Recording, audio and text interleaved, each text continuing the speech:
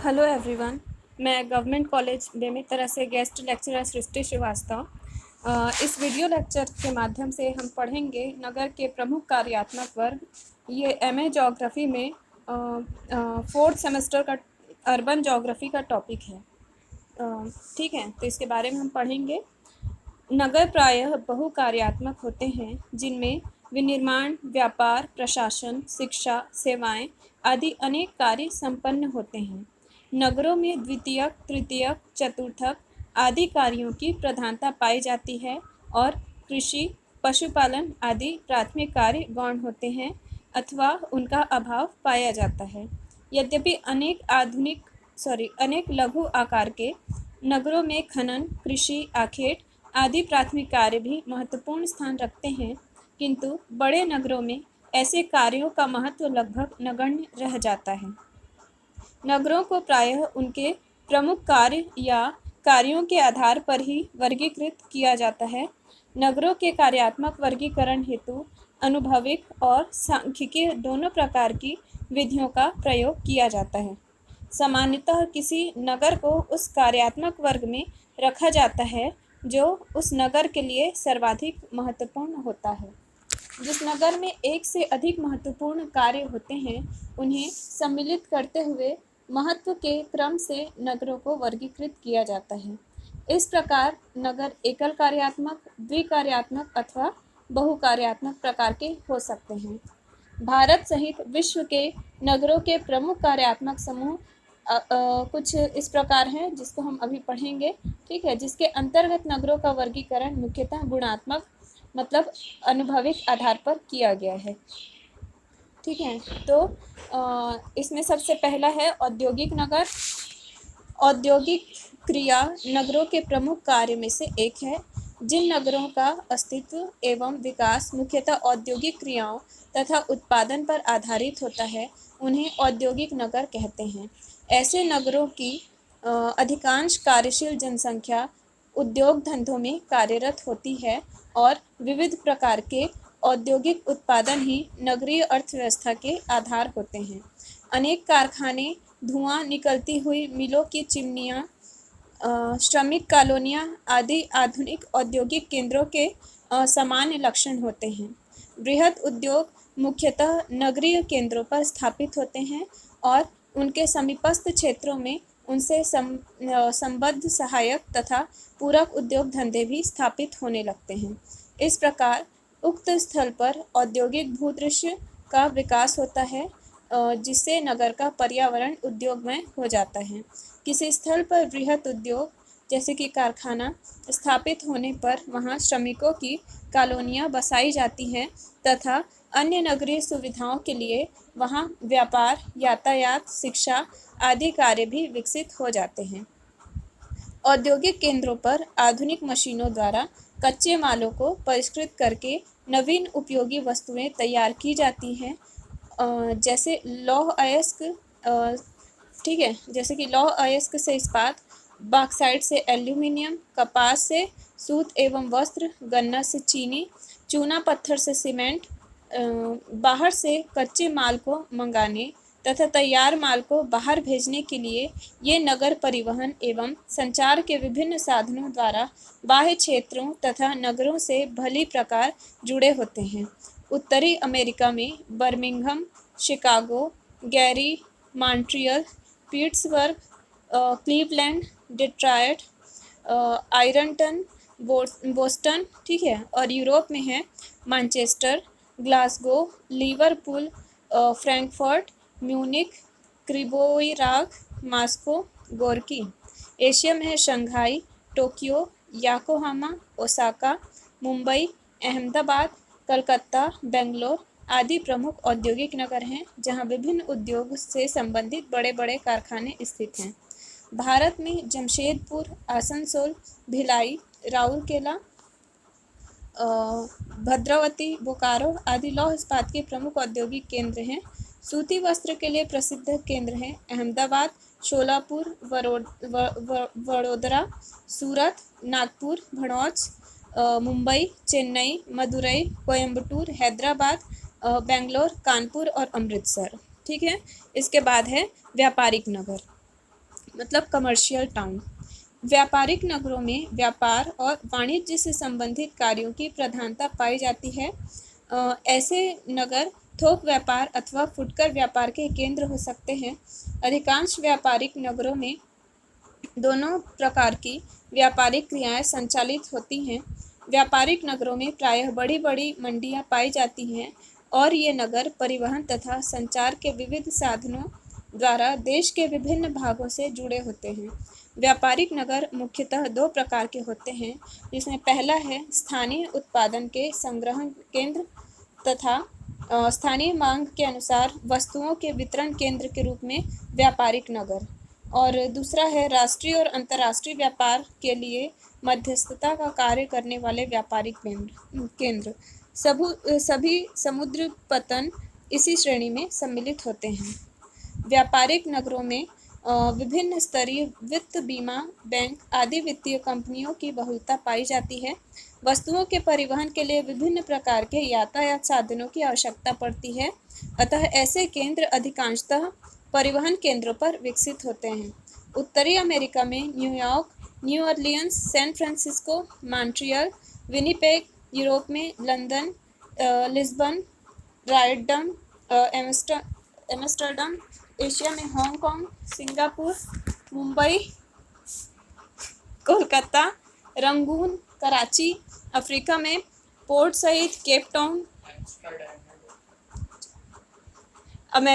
दक्षिण अमेरिका में Buenos Aires, Rio de Janeiro, Sao Paulo आदि विश्व के प्रसिद्ध व्यापारिक नगर हैं।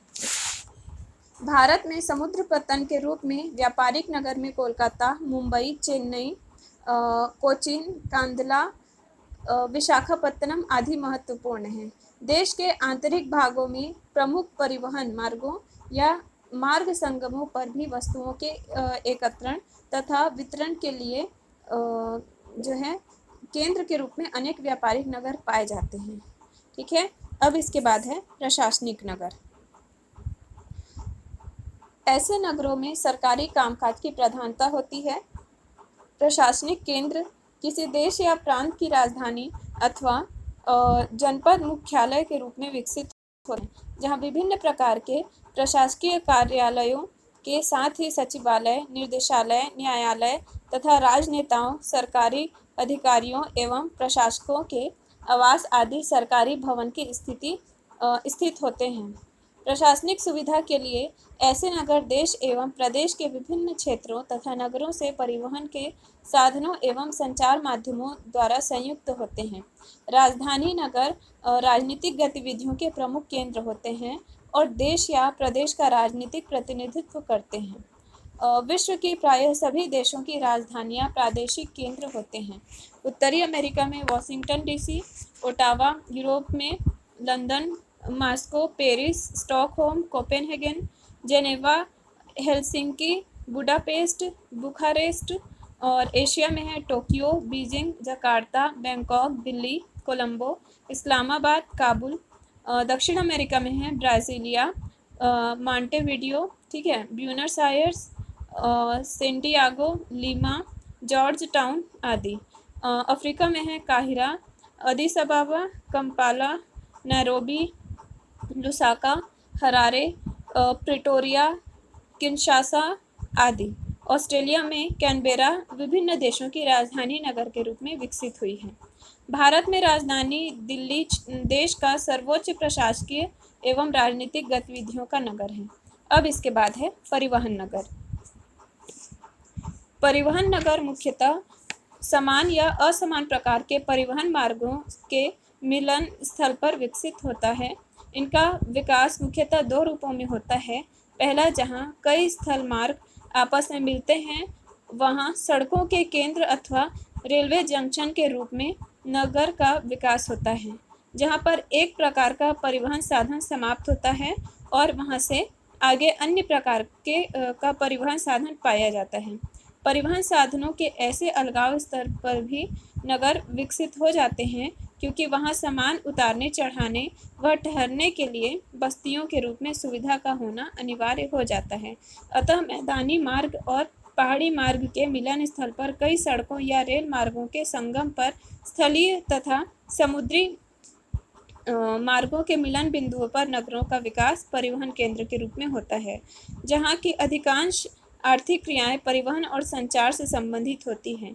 परिवहन नगरों में अधिकांश कार्य सामानों और यात्रियों को ढोने, उतारने, चढ़ाने आदि से संबंधित होते हैं।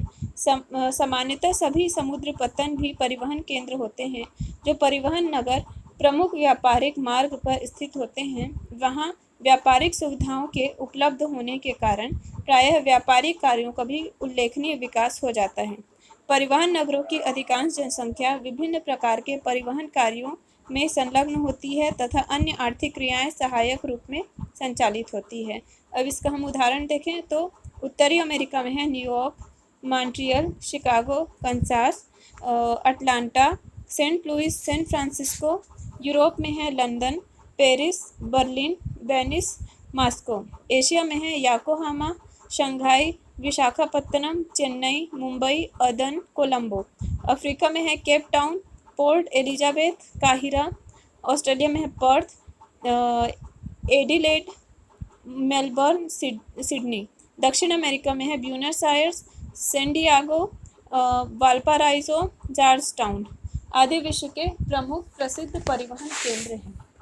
ठीक है, फिर इसके बाद है खनन नगर। तो किसी प्रमुख खनिज पदार्थ की खदान के निकट बसे नगर जिनके प्रमुख कार्य खनिज उत्खनन से संबंधित होते हैं, खनन नगर कहलाते हैं। ऐसे नगरों के उद्भव और विकास के लिए खनन उद्योग उत्तरदायी होते हैं। खनन उद्योग हेतु जब तक खनिज पदार्थ उपलब्ध रहता है, नगर का अस्तित्व कायम रहता है, किंतु उसके समाप्त होते ही खनन नगर उजड़ने लगते हैं। लौह अयस्क, कोयला, पेट्रोलियम, बॉक्साइट, तांबा, अभ्रक, मैग्नीज आदि औद्योगिक एवं शक्ति संसाधन के खनन स्थलों पर नगर विकसित हो जाते हैं, जिनका मुख्य कार्य खनिजों के खनन से ही संबंधित होता है। कुछ बहुमूल्य खनिजों जैसे सोना, चांदी, पन्ना, हीरा आदि के खनन स्थलों पर भी खनन नगर बस जाते हैं। इसका उदाहरण है संयुक्त राज्य अमेरिका में पेंसिल्वेनिया, मिसाबी, वर्मिलियन, डेगरफील्ड। यूरोप में है लादेन, क्लीवलैंड, सिगेन, क्रिबोराई, कर्च, मैग्नीटोगोर्स। एशिया में है हुनान, सांशी, driver, बुरगान, Kirkuk, Ishikawa, अनाउची, Raniganj, Jharia, Bokaro, Kolar. दक्षिण अफ्रीका में है पोस्मासबर्ग, सरेस, जोहान्सबर्ग, किम्बरले, एलिजाबेथविले। और ऑस्ट्रेलिया में है कालगुरली, कुलगार्डी। दक्षिण अमेरिका में है अल्पाओ, इतावीरा, अमापा आदि खनन नगरों के उदाहरण हैं। ठीक है, इसके बाद भारत का उदाहरण हम देखें तो भारत के खनन नगरों में रानीगंज, झरिया, बोकारो, गिरिडीह, कोडरमा, अंकलेश्वर, डिगबोई, कोलार, नोआमुंडी, बोनाई, क्योंझर, कालाहंडी, तालचीर, सिमोगा आदि प्रमुख खनन नगर हैं। ठीक है, इसके बाद है शैक्षणिक नगर। इन नगरों का प्रमुख कार्य शिक्षा और प्रशिक्षण से संबंधित होता है। ऐसे केंद्रों पर प्रायः विश्वविद्यालय तथा उच्च शिक्षा की विभिन्न संस्थाएं, महाविद्यालय, मेडिकल कॉलेज, इंजीनियरिंग कॉलेज, प्रशिक्षण महाविद्यालय आदि संकेंद्रण होते हैं और इनकी जनसंख्या में विद्यार्थियों तथा शिक्षकों का प्रभाव अधिक पाया जाता है। नगर की अन्य क्रियाएं सामान्यतः शैक्षिक क्रियाओं पर ही आधारित होती है। शिक्षण संस्थाओं में लंबे अवकाश के समय नगर में विद्यार्थियों की संख्या कम हो जाने से जनसंख्या काफ़ी घट जाती है और नगर की अनेक दुकानें बंद हो जाती हैं तथा चहल पहल भी कम हो जाता है। विश्वविद्यालय युक्त बड़े शैक्षिक केंद्रों को विश्वविद्यालय नगर के नाम से भी जाना जाता है। अब इसका उदाहरण है Oxford, Cambridge, Harvard, Indiana, Massachusetts, Heidelberg, Paris, Leningrad आदि विश्व के प्रमुख शैक्षिक नगर हैं। भारत में है पतनगढ़, रुड़की, इलाहाबाद, शांति निकेतन, अलीगढ़, आगरा, वाराणसी, पिलानी, खड़गपुर, सागर, पुणे, अमरावती इत्यादि। अब इसके बाद है सांस्कृतिक या धार्मिक केंद्र। ठीक है, तो इन नगरों में धार्मिक क्रियाकलाप की प्रमुखता पाई जाती है और यहाँ विभिन्न प्रकार के पूजा स्थल या मंदिर, मस्जिद, गिरजाघर, गुरुद्वारा, बौद्ध विहार आदि स्थापित होते हैं। ये नगर प्रायः तीर्थ स्थल के रूप में होते हैं, जहाँ वर्ष के निश्चित समयों में बड़ी संख्या में तीर्थयात्री एकत्रित होते हैं, जिसके कारण भीड़ भाड़ अधिक बढ़ जाता है और अत्यधिक चहल पहल पाई जाती है। धार्मिक केंद्रों के स्थायी निवासियों में पंडों, पुजारियों, पादरियों, मौलवियों आदि की संख्या अधिक होती है, जो विभिन्न प्रकार की धार्मिक क्रियाओं को संपन्न कराने में संलग्न होते हैं। ऐसे नगरों का अस्तित्व धार्मिक कार्यों के कारण ही कायम रहता है। अब इसका उदाहरण देखें तो मुस्लिम तीर्थ स्थल है जैसे मक्का और मदीना, ईसाई तीर्थ स्थल रोम में वेटिकन सिटी, जेरूसलम, हिंदू तीर्थ स्थल है प्रयाग, काशी, मथुरा, हरिद्वार, सिख तीर्थ स्थल है ननकाना और अमृतसर। ये सभी धार्मिक जो है वो केंद्र हैं। ठीक है, और भारत के अंतर्गत देखें तो इसके अंतर्गत तो बहुत कुछ है और देश में बहुसंख्यक क्या है, हिंदू हैं, तो हिंदू तीर्थ स्थल देश भर में फैले हुए हैं। इसके अंतर्गत है प्रयाग, काशी, अयोध्या, मथुरा, पुरी, द्वारका, उज्जैन, मदुरई, कांजीवरम, नासिक, रामेश्वरम, हरिद्वार, बद्रीनाथ, अमरनाथ, गया। ये सभी धार्मिक नगर के अंतर्गत आते हैं। अब इसके बाद है सुरक्षा केंद्र या सैन्य नगर। सुरक्षा केंद्र मुख्यतः छावनी नगर के रूप में होते हैं, जिसके अधिकांश क्षेत्र छावनी या सैनिक कार्य के लिए प्रयुक्त होते हैं और उनके कार्य सेना से संबंधित होते हैं। मध्य युग में सुरक्षा की दृष्टिकोण से अनेक दुर्ग या किला नगर विश्व के विभिन्न भागों में स्थापित किए गए हैं, जो इसी श्रेणी के अंतर्गत आते हैं। वर्तमान में विभिन्न देशों के सामरिक स्थलों पर सुरक्षा तथा सैन्य केंद्रों के रूप में नगरों को स्थापित एवं विकसित किया गया है, जिनके विस्तृत भूभाग पर सैनिक छावनियां पाई जाती हैं। आधुनिक सुरक्षा केंद्र स्थल सेना, वायुसेना या नौसेना के से सुसज्जित केंद्र होते हैं। सामरिक महत्व के लिए स्थलों पर स्थापित Gibraltar, Aden, Singapore, Port Blair, Portsmouth, Diego Garcia, Port Said, Panama, Honolulu आदि विश्व के सैनिक महत्व के केंद्र हैं, मतलब नगर हैं। ठीक है, अब भारत में हम देखें तो अंबाला, जोधपुर, मेरठ, लैंसडाउन, चकराता, इलाहाबाद, सूरत, दिल्ली, कैंट आदि सैनिक महत्व के उल्लेखनीय नगर हैं। ठीक है, अब उसके बाद सबसे लास्ट है स्वास्थ्य स्थल एवं पर्यटन केंद्र। तो उष्णकटिबंधीय प्रदेशों में उच्चवर्ती पर्वतीय भागों में स्थित ऐसे स्थल जहाँ की जलवायु समशीतोष्ण प्रकार की होती है, ग्रीष्म ऋतु में मैदानी भागों की तुलना में शीतल एवं निवास योग्य होती है। अतः ऐसे स्थलों पर गर्मियों में बड़ी संख्या में लोग स्वास्थ्य लाभ तथा पर्यटन के उद्देश्य से जाते हैं और कुछ दिनों तक वहां रहकर पुनः अपने गृहों को लौट जाते हैं। शीतोष्ण कटिबंध में ऐसे स्थल प्रायः जो हैं सागरों के तट के पास स्थित होते हैं, जो शीत ऋतु में अपेक्षाकृत गर्म रहते हैं। विशिष्ट आकर्षण वाले स्थलों पर देश विदेश के लोग पर्यटन तथा मनोरंजन के उद्देश्य से आते हैं। अतः स्वास्थ्य वर्धक तथा पर्यटन केंद्रों पर होटल, रेस्तरां, मनोरंजन आदि की सुविधाओं की व्यवस्था होती है, क्योंकि इन केंद्रों की अर्थव्यवस्था इन्हें क्रियाओं एवं सेवाओं पर आधारित होती है। ऐतिहासिक तथा धार्मिक महत्व के अनेक स्थल भी पर्यटन केंद्र के रूप में विकसित हो जाते हैं, जैसे कि संयुक्त राज्य अमेरिका में loss angel, Atlantic city, new Jersey England में, ब्राइटन स्विट्जरलैंड में, जेनेवा और भारत में शिमला, श्रीनगर, नैनीताल, मसूरी, उटकमंड, आबू आदि प्रमुख स्वास्थ्य वर्धक तथा पर्यटन केंद्र हैं। तो इस वीडियो में बस इतना ही। Thank you.